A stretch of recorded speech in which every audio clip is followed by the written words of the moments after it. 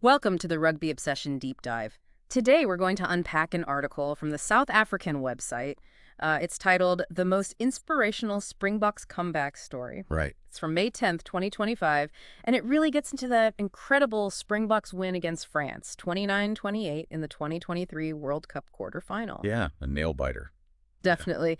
And just before we jump in, if you enjoy this kind of in-depth rugby chat, make sure you subscribe to Rugby Obsession. So this wasn't just any game, according to the article. It calls it arguably the greatest match ever in rugby history. That's quite a statement to kick things off. It really is. Sets the bar high, doesn't it? And what's fascinating is, even with Antoine Dupont putting in what the article calls a scintillating individual display, and remember, he was just back from that cheek fracture. Incredible, yeah. It still wasn't enough for France, which I suppose really speaks volumes about the Springboks' performance as a team that day. It does. It suggests something collective, something really strong from the books.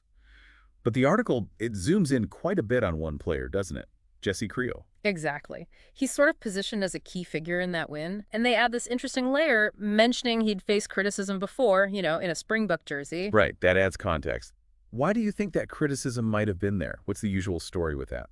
Well, playing for the Springboks, the expectations are just immense, aren't they? And the article sort of hints that he was often maybe compared to Lukhanyo Am. Ah, okay. Tough comparison. Yeah, exactly. Playing in the shadow of someone considered, truly world-class. It's a difficult position. That makes sense. And then the piece points out that Am's injury, unfortunate as it was, actually opened the door for Kriel in that 23 campaign. Yeah, it reframes it. Like, sometimes those setbacks for the team create these moments, these opportunities for others to step up. And become heroes, perhaps unexpected ones. Which leads right into this next point. The South African calls Kriel one of the unsung heroes of the whole 2023 campaign. Not just that game, the whole campaign. Unsung hero. That's a specific kind of praise, isn't it?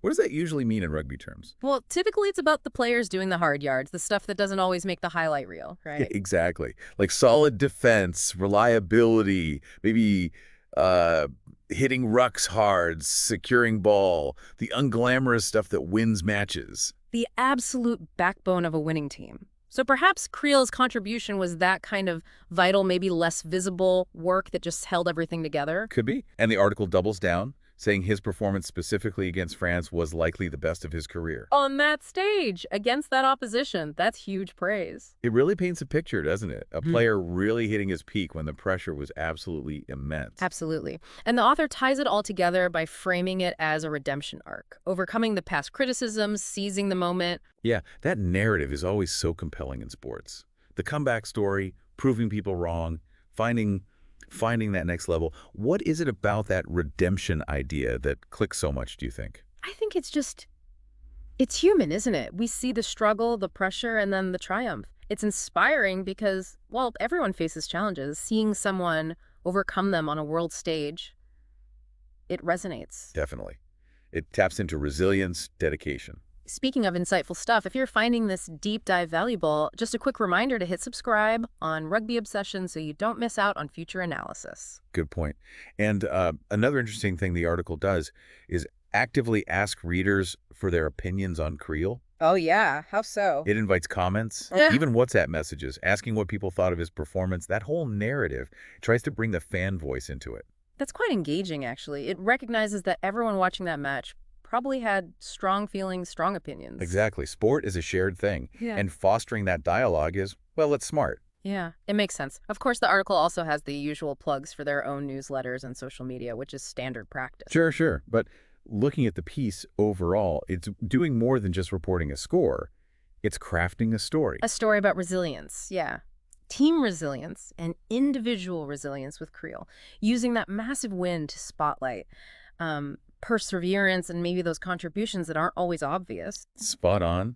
It highlights how crucial those perhaps previously overlooked players can be in the biggest moments. So we've kind of unpacked how this article framed that epic quarterfinal and all-time great match, with Jesse Kriel having the standout, potentially career-best performance wrapped up in that redemption narrative.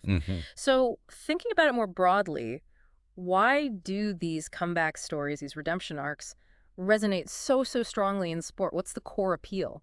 That's a good question.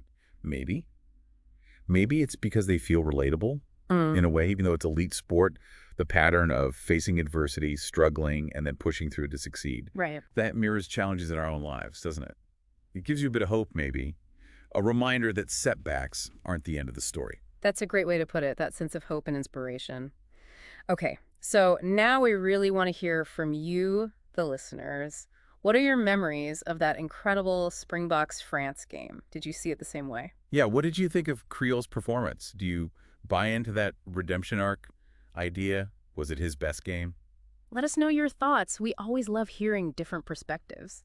Well, thank you for diving deep with us into this rugby obsession analysis of what the article called an inspirational Springboks comeback. It was a great one to revisit. Definitely.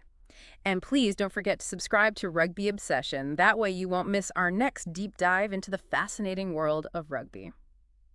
Thank you for listening to the Rugby Obsession Deep Dive, and we'll look forward to you listening to our next episode.